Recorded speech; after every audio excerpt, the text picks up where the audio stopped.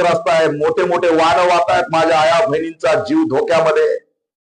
देवेंद्र फडणवीस लक्षात ठेवा, कुणाच्या केसाला जरी धक्का लागला, कुणाला जर या रस्त्याने काही झालं तर हे राज्य, हे भीम सैनिक, हे भीम अनुयायी, भीमाचे लेकर तुम्हाला माफ करणार नाहीत।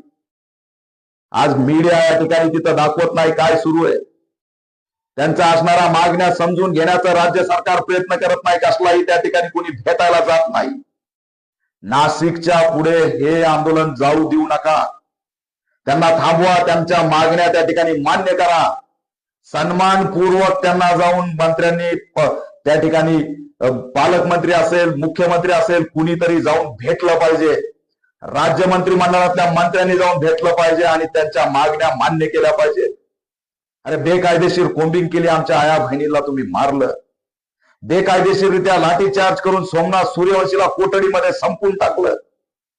त्याच्या पीडित कुटुंबाला आर्थिक मदत नाही, पीडित कुटुंबाला शासकीय नोकरी नाही आणि नुसतंच असणारं खोटे आश्वासनं, खोटे या ठिकाणी काळे कागदपत्र करण्याची नौटंकी आम्ही खपवून घेणार नाही। 300 किलोमीटर चालतायत, विजय बाबा वाकोडेंचे चिरंजीव आशिष वाकोडे चालतायत, त्यांच्यासोबत परभणीचे सर्व भीमसैनिक नेते मंडळी चालतायत। किती घाळ करणार आहेत तुम्ही आम्हाला आणि मग न्याय देणार आहेत? पुन्हा एकदा कुणाला मरण्याची वाट तुम्ही वागणार आहेत का मुख्यमंत्री देवेंद्र फडणवीस? इशारा देतोय त्यानंतर म्हणून येणाऱ्या काही तासामध्ये हा प्रश्न मार्गी लागला पाहिजे, नाहीतर या महाराष्ट्रात झालेला उद्रेक तुम्ही आवरू शकणार नाहीत। आणि मी स्वतः या ठिकाणी आव्हान करू, लाखो भीम सैनिक या मोर्चामध्ये घुसवल्याशिवाय राहणार नाही।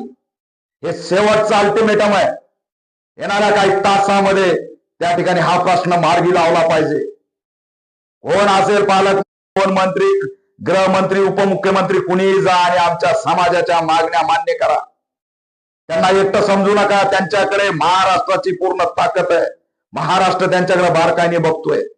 यातल्या एकाही भीम सैनिकाला, भीम अनुयायाला काही झालं तर याद राखा, आम्ही तुमची गय करणार नाहीत।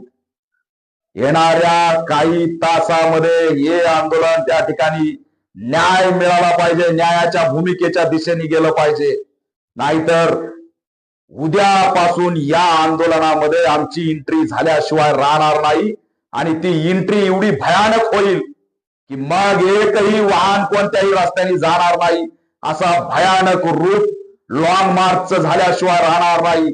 नाशिकच्या पुढे या लॉंग मार्चला तुम्ही जर जाऊ दिलं तर नाशिकच्या पुढे या ठिकाणी जो जनसमुदाय भीमसैनिक येथील निळा झेंडा घेऊन, ते कुणीच रोखू शकणार नाही। आणि यांचा मुंबईमध्ये जर एंट्री झाली तर मुंबई ठप्प झाल्याशिवाय राहणार नाही। देवेंद्र फडणवीस हा शेवटचा अल्टिमेटम आहे, न्याय द्यावाच लागेल, हे असं असणारं आव्हान या माध्यमातून करतोय। जय भीम।